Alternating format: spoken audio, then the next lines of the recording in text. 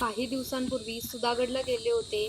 या उन्हाच्या झळा आणि दमछाक, पण त्याचबरोबर निसर्गाच्या गोंधळात रमणारा एक सुंदर अनुभव होता हा. 1.5 ते 2 तासाच्या ट्रेकनंतर ज्यावेळी मुख्य दरवाजाजवळ पोहोचले, त्यावेळी तिथलं दृश्य बघून सगळा थकवा निघून गेला.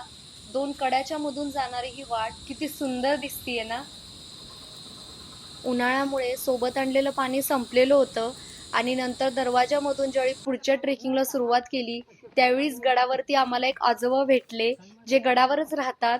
तर त्यांनी आम्हाला गडावर असणारं कातळात कोरलेलं पाण्याचं टाकं दाखवलं, जिथं खूप थंड आणि स्वच्छ पिण्याचं पाणी होतं.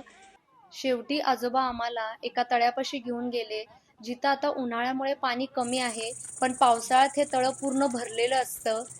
तळ्याच्या बाजूला एक छोटंसं महादेवाचं मंदिर आहे, जिथं आम्ही दर्शन घेतलं आणि त्यानंतर गड उतरायला चालू केला.